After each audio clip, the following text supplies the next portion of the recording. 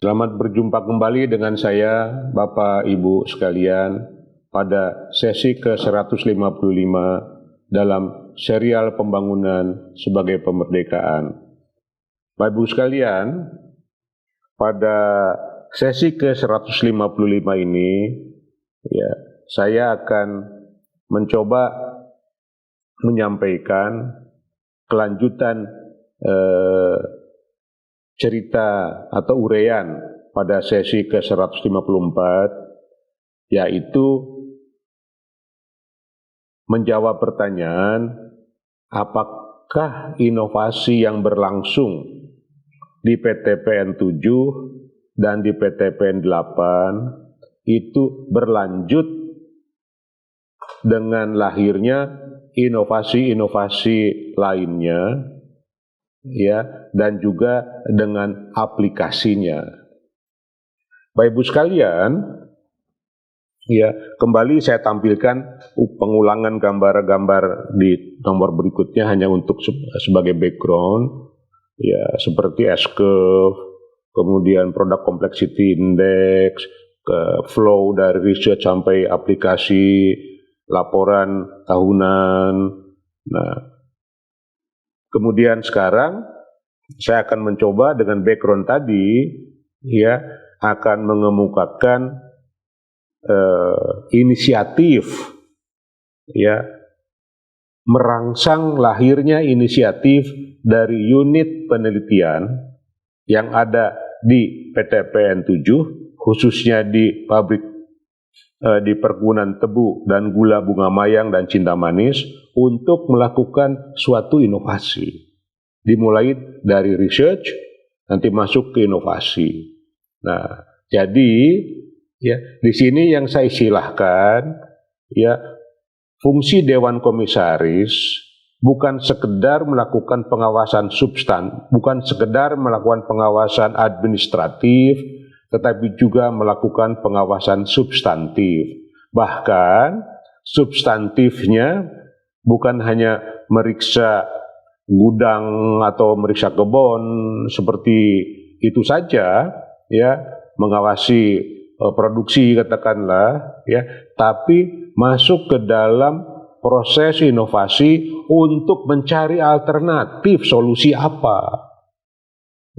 Di sini bukan campur tangan. Karena yang Dewan Komisaris kerjakan dalam kasus ini, baik di PTPN 7 atau PTPN 8, adalah suatu dorongan kepada unit-unit yang sudah ada di perusahaan tersebut, untuk bisa melakukan suatu inovasi sebagai dasar solusi dari masalah besar yang kita hadapi.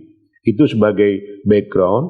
Nah, kebetulan di PTPN 7 ini ada sumbangan dari Badan Penelitian dan Pengembangan Pertanian, yang mana Badan Penelitian dan Pengembangan Pertanian melakukan survei tanah di PTPN 7 untuk mengetahui tingkat kesuburannya dan lain-lain, nanti akan saya perlihatkan. Tapi kita sekarang masuk ke dalam suatu proses inovasi yang dilandasi oleh knowledge base. Misalnya mengenai kriteria sifat tanah. C organik kurang dari 1%, sangat rendah. Ini adalah C organik yang ada di gurun. 1-2% rendah. Sedang 2-3%. Tinggi 3-5%. Sangat tinggi, lebih banyak dari 5%. Jadi kita menggunakan ukuran standar. Bukan ukuran saya, bukan ukuran siapa, tetapi ukuran standar di bidang ilmu tanah. Kandungan N-nya demikian, rendah, sangat rendah, dan seterusnya. Oleh karena itu, kita bisa melihat, misalnya pH menurut H2O sangat masam, itu di bawah 4,5, masam 4,5 sampai 5,5. dan nanti kita bisa menyimpulkan ya, tanah di PTPN 7 itu di kebun tebu itu masam dan sangat masam. Apa kaitannya?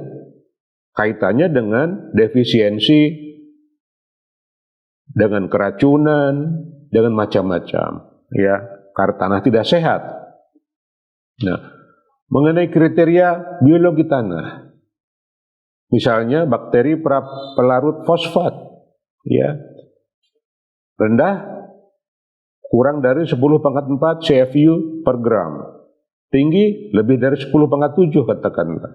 Penambatan ya juga ada standarnya. Baik sekalian, sekarang dengan standar itu kita bisa melihat seperti saya katakan tadi, seperti apa kondisi pabrik gula, perkebunan di pabrik gula Bunga Mayang dan Cinta Manis katakanlah, apabila diukur oleh pH tanah seorganik dan berapa kebutuhan kompos per hektarnya misalnya. Ya, dari sini sudah kelihatan ya, tebu gilingnya tahun 2018, tahun 2019 dan luas arealnya ya juga menurun, tingkat produktivitas per hektarnya ya, luas areal juga menurun ya, tapi ya dengan data ini kita bisa menentukan secara kasar ya bahwa harusnya yang diberikan kepada tanah-tanah di Bunga Mayang dan Cinta Manis ini adalah kompos atau bahan organik atau pupuk organik, bukan didominasi, bukan hanya menggunakan pupuk anorganik. Dari sini udah kelihatan ya. Nah, kita lihat produktivitasnya selama 2017-2019 kelihatan menurun ya, konsekuensi dari resourcesnya yang sudah mengalami penurunan kualitasnya. Nah, Bapak Ibu sekalian, dengan data itu ya, saya sebetulnya atau kami Dewan Komisaris ya itu sudah melaksanakan proses pencarian alternatif penyelesaian masalah berdasarkan ilmu pengetahuan. Kami menemukan tanah, tapi kami bukan ahlinya di situ. Ya, tapi kami paham. Oleh karena itu, kami undanglah Profesor Iswandi Anas datang ke Lampung, ya, untuk menyampaikan pendapatnya. Ya, kira-kira apa yang harus kami selesaikan? Menurut saran dari seorang profesional, seorang pakarnya di bidang itu, yaitu Profesor Iswandi Anas. Kami selenggarakanlah pertemuan-pertemuan dengan beliau. Ya, di sini saya sampaikan dokumen. Ya, baru saya dapat tugas di PTPN 7. Ya, melihat data tadi, saya sampaikan WA. Ya, tanggal 19 Maret 2018. Saya sampaikan WhatsApp ke Prof. Iswandi Anas, ya, yang saya katakan, ya, bahwa saya dapat data, ya, pengukuran pH, ya, yang menunjukkan bahwa pH itu sudah masam, ya. Kemudian saya bertanya, mengapa pH membaik tetapi sebagian besar kebun sawit produktivitasnya malah menurun? Mohon pencerahan Prof. Anas. Ya. Nah, dari situ saya sampaikan juga data penyebaran perubahan pH dan protas. Ya, ini masih kerja Dewan Komisaris untuk memberikan input kepada Profesor Iswandi Anas. Ya. Nah, itu tanggal 19 Maret. Tanggal 20 Maret saya menulis lagi. Ya, seperti saya katakan tadi, saya dapat data pada gambar di atas, ya, ada 2 titik informasi pH per afdeling sawit, yaitu 2013 dan 2017. Kemudian ada data produktivitas sawit per afdeling 2013-2017 juga. Ya, data tersebut disebar ke 4 kuadran. Ternyata 50% lebih dari afdaling sawit yang ada menunjukkan kondisi pH tanah membaik tetapi produktivitas menurun. Hal seperti ini memerlukan penjelasan yang benar secara ilmiah. Karena itu kami mengundang pakarnya Prof. Anas. Ya, jadi kami berkomunikasi, kami undang. Nah, maka datanglah Profesor Iswandi Anas ke Lampung membahas tanggal 13 April ya 2018 membahas apa yang terbaik kita kerjakan untuk meningkatkan memperbaiki kinerja PTPN 7. Nah, dari data yang beliau sampaikan, saya juga terkejut.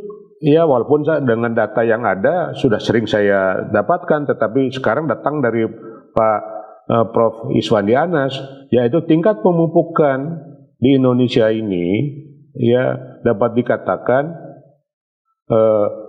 jauh lebih tinggi dari tingkat pemupukan di negara-negara lain. Ya, tetapi tingkat returnnya dapat dikatakan tidak sebanding. Artinya apa? Efisiensi pemupukan NPK kita rendah. Ya, ini harusnya sudah membuat manajemen tidak tidur-tidur ini. Ya, dengan statement Iswandi Anas ini katakanlah. Nah, dijelaskanlah oleh Prof. Iswandi Anas, ya, bahwa organic matter itu ruhnya tanah. Makanya tanpa organic matter jadi tanah gurun. Betapa pentingnya untuk memperbaiki sifat fisik, sifat kimia, dan sifat biologi tanah. Ya, ini bukan saya membaca, belajar, ya, tapi saya tidak mengaku ahli di bidang ini, tapi saya tahu dari bacaan-bacaan. Oleh karena itu saya minta ahlinya untuk mempertegas apa yang pernah kami sampaikan dalam rapat-rapat. Nah, pupuk organik artinya menjadi bagian penting. Mikroba menjadi hal yang sangat penting. Ada tabel-tabel di sini, apa saja free living and fixing bakteria harus lebih besar dari 40%. Misalnya, ya associated and fixing bakteria kurang lebih ada 106. Maaf, tadi saya salah ucap. Free living and fixing bakteria lebih dari 40 jenis. Associated and fixing bakteria ada 106 jenis dan seterusnya, ya. Nah, kemudian bagaimana perbandingan pemupukan untuk kelapa sawit, ya, perubahannya apabila diberi pupuk organik, ya, efisiensinya meningkat dibandingkan hanya menggunakan pupuk kimia saja. Nah, oleh karena itu, Prof. Iswandi Anas menyampaikan kesimpulan pupuk utama, ya, pupuk organik merupakan pupuk utama, ya, untuk memperbaiki semua sifat tanah, fisik, kimia, biologi tanah, dan mengandung sebagian besar jenis unsur hara esensial, ya, dari pupuk organik itu 13 dari 16.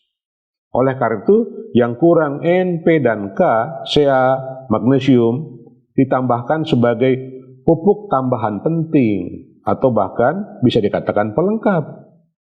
Disinilah reorientasi pemikiran, reorientasi saran yang harusnya kita tangkap, ya, dari pendapat seorang ahli.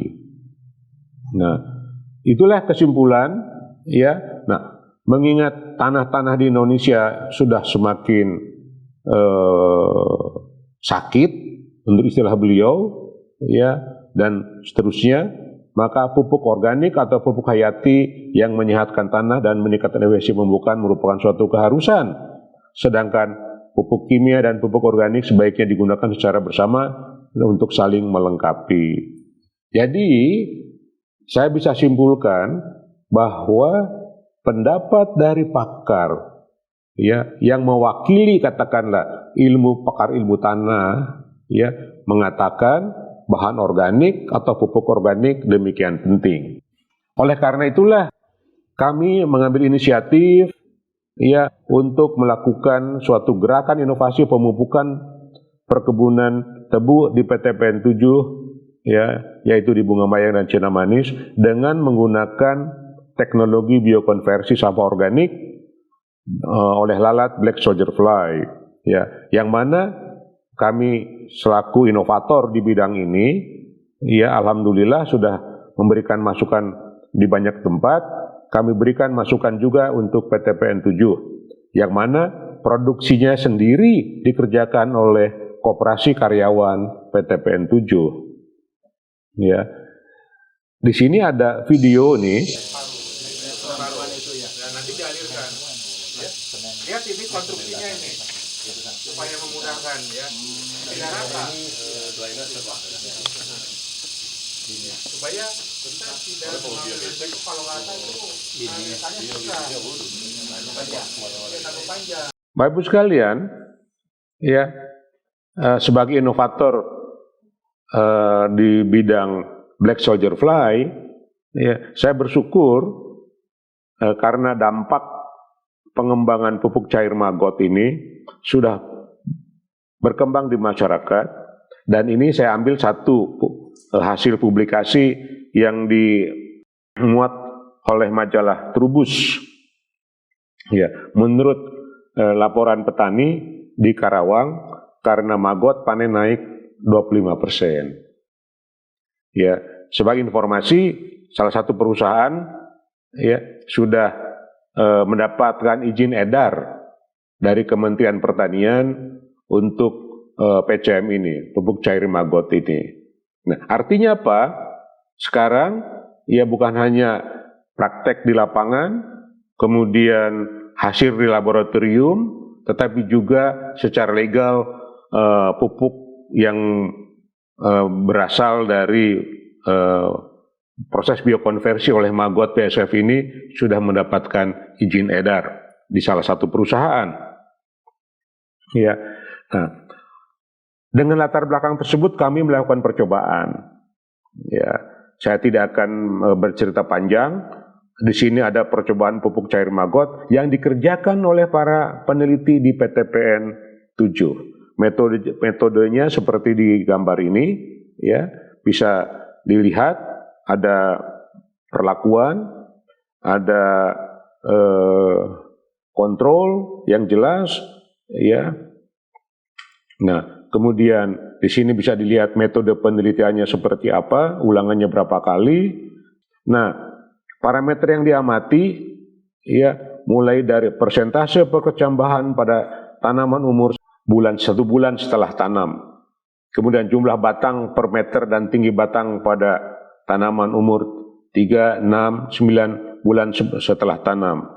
Diameter batang, kemudian analisa kemasakan, tebang ubinan untuk mengetahui potensi produktivitas tanaman pada saat panen. Inilah standar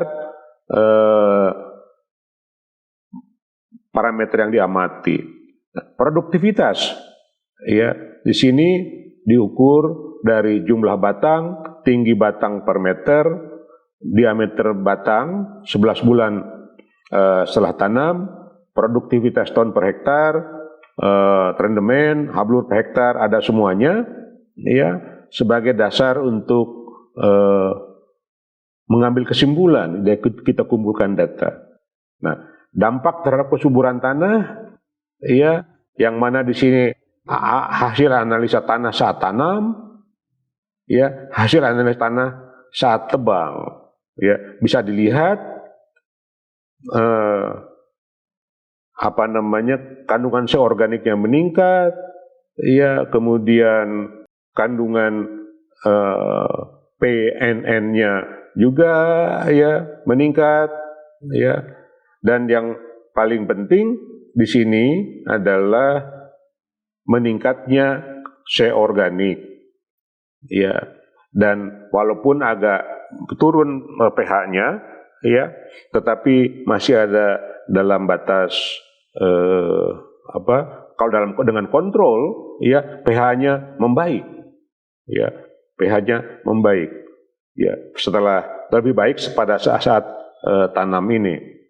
Nah, kemudian nilai tambah penggunaan PCM atau pupuk cair maggot bisa dilihat di sini terhadap pendapatan, ya, dan di sini bisa terlihat pupuk anorganik 50% plus PCM 60 liter per hektar, ya, itu menghasilkan income tertinggi dibandingkan yang lainnya, ya, dan selisih terhadap kontrolnya juga cukup tinggi sekitar 2,8 juta, ya, dan selisih terhadap realisasi, ya, itu kurang lebihnya lebih tinggi lagi 13 jutaan. Nah, nilai tambah penggunaan PCM untuk penurunan biaya, kalau tadi ini peningkatan pendapatan karena produksi yang membaik, nah, penurunan biayanya hampir mencapai 2 juta rupiah, ya. Nah, jadi Bapak Ibu sekalian, ya, dapat disimpulkan bahwa pemanfaatan PCM di PTPN 7, ya, meningkatkan pendapatan dan sekaligus juga menurunkan biaya. Jadi kita punya cost saving dan juga kita punya surplus pendapatan akibat perbaikan produktivitas. Nah, sekarang bagaimana dengan di PTPN 8? Ya, sama ininya, saya pikir prosesnya. PTPN 8 punya unit biokonversi sampah organik di Cikumpai. Kalau tadi PTPN 7 di Kedaton, ya, dilaksanakan oleh karyawan, koperasi karyawan PTPN 7. Kalau yang di Cikumpai dikelola oleh unit administratur Cikumpai. Ya. Nah, di sini kita melihat biaya pemupukan juga tinggi. Pada saya ada data dari laporan keuangan, laporan tahunan menemukan 89 miliar lebih. Nah, terus apa yang kita dapatkan dari percobaan pemupukan di kebun Ranca Bali ini, ya, yang pertama, nah, dalam tabel ini kita bisa melihat, ya, ternyata apabila kita ukur semuanya terhadap kontrol, ya, P1 atau pupuk cair maggot, ya, itu mencapai dalam 6 rata-rata kali pergilir panen, ya, 23,04% lebih tinggi dari kontrol. Ya, itu P1. Kalau NPK Mutiara, ya, 29,8% lebih tinggi dari kontrol. Artinya perbedaan pupuk NPK Mutiara dengan PHCM itu 6,76%. Ya, lebih tinggi pupuk Mutiara. Tapi perlu diingat, ya, biayanya berapa untuk membeli pupuk NPK Mutiara ini. Ya, kemudian P3 urea, ya, dibandingkan kontrol lebih rendah dari PCM. Ya, hanya 12,09% lebih tinggi dari kontrol, atau lebih rendah dari kontrol. Ya, P4 itu PHCM plus NPK Mutiara 38,6% lebih tinggi. Artinya kalau dikombinasikan itu NPK Mutiara dan pupuk cair maggot, maka meningkat produktivitas pucuk, ya, hampir 39%. Ya, 10% lebih tinggi kalau single PCM. Ya, P5 plus yaitu pupuk cair maggot dan urea, ya, ternyata dibandingkan dengan kontrol hanya 19,6% lebih tinggi. Artinya di sini sebetulnya pilihan sudah mengerucut. Ya, apakah pakai P2 murni atau pakai P4 yang mana pupuk cair maggot dicampur oleh Mutiara. Saya nggak punya biaya data biaya, tapi saya punya pikiran, punya hipotesa maksud saya. Ya, sebetulnya perbedaan 6,76% lebih tinggi pupuk NPK Mutiara dibanding PACM, ya, itu apabila unsur biaya dimasukkan, ya, lebih untung pakai single fertilizer, yaitu PHCM, ya. Nah, jadi, ya, itulah gambaran hasil positif dari inovasi di Bunga Mayang Cinta Manis PTPN 7 dan PTPN 8 di Ranca Bali. Nah, sekarang mari kita bertanya, ya, dengan hasil percobaan seperti itu, apakah hasil inovasi kemudian diterapkan atau dilanjutkan untuk lebih baik lagi? Jawabannya adalah unit pengolahan sampah organik dengan menggunakan teknologi biokonversi di PTPN 7 dan PTPN 8 ditutup. Artinya, inovasi terhenti tanpa ada proses intelektualisasi. Kata intelektualisasi ini, ya, sangat penting, mengingat data yang dihasilkan menunjukkan inovasi itu memberikan output yang lebih baik. Ya, proses intelektualisasi harusnya lahirlah pembahasan-pembahasan bagaimana meningkatkan atau memperbaiki inovasi tersebut, bukan dengan menutup proses tersebut tanpa ada proses intelektualisasi.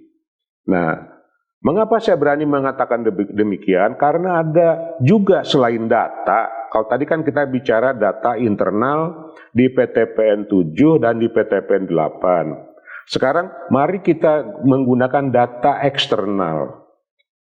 Ya, di tempat lain, yaitu di PT Sumi Asih, di Perkebunan Teh Nirmala, di sini ada videonya. Ya, ternyata pupuk cair maggot digunakan pada Perkebunan Teh Nirmala, bahkan sudah digunakan untuk menghasilkan teh organik. Produksi pucuk tehnya meningkat. Jadi ada evidence, ya, dengan teknologi yang sama, dengan jenis kurang lebihnya pupuk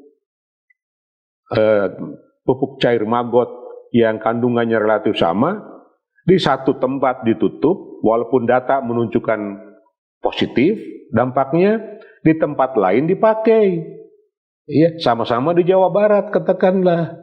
Iya. Nah, inilah evidence, ya, ataupun fakta yang menunjukkan di satu pihak swasta PT Sumi Asih ini adalah punya corporate culture inovatif, di satu tempat BUMN punya corporate culture tidak inovatif. Ya, ini sangat bermanfaat bagi kita semua, ya, mengingat kinerja korporasi kita ini jauh di bawah kinerja global, sehingga kinerja kita yang dicerminkan oleh Economic Complexity Index antara lain, ya, ada pada posisi yang menurun, ya, karena kurang inovatif. Ya, apa kurang lebihnya pada sesi 142 kalau tidak salah, 152 maaf, ya, kami menyampaikan sisi pandang social trap. Ya, saya bawa lagi ke sini, ya, kira-kira ada di sel mana ini kalau dalam matriks ini antara individu dan kolektif. Maka hipotesa saya, mengapa inovasi di PTPN 7 dan di PTPN 8 itu diberhentikan, ya, karena untuk individu baik, tapi untuk kolektif buruk. Untuk individu baik, ya, tetapi untuk korporasi buruk. Ya. Nah, kemudian kalau ini berlangsung, maka untuk individu akan menjadi buruk, dan untuk kolektif akan menjadi buruk pada waktu yang akan datang, in the long run, ya, karena inovasi mati, Ya, nah, ini adalah cost yang harus dipikul society apabila korporasinya anti inovasi. Ya. Nah, jadi kesimpulan apa yang bisa kita ambil? Yang pertama, R&D bisa terus berjalan, tapi tidak ada manfaatnya. Ya, apabila demand side, ya, pengguna korporasi, yaitu industri atau korporasi, walaupun unit research itu ada di dalamnya. Ini yang menarik nih. Untuk apa bangun unit research? Kalau hasil research tidak dipakai, katakanlah. Nah, itu yang pertama. Yang kedua, inovasi bisa dihentikan, bukan dilanjutkan, walaupun data menunjukkan terdapat ekspektasi perbaikan kinerja yang sangat nyata. Ya, tidak peduli. Ya, itulah trap. Dari kacamata society diperangkap oleh nilai-nilai seperti itu. Ya. Kemudian penghentian inovasi merupakan indikator hidupnya budaya yang tidak mementingkan masa depan. Padahal kunci keberhasilan masa depan itu tergantung pada inovasi di segala bidang. Artinya, ya, itu trap untuk masa depan. Baik untuk masa kini untuk individu, tapi bad atau jelek untuk masa depan dan untuk society. Ya. Nah, dengan demikian tidak ada harapan masa depan tingkat kemakmuran yang lebih baik apabila korporasi-korporasi yang hadir merupakan korporasi yang memiliki sifat dan sikap anti inovasi. Demikian Bapak dan Ibu sekalian, terima kasih atas perhatian Bapak dan Ibu sekalian.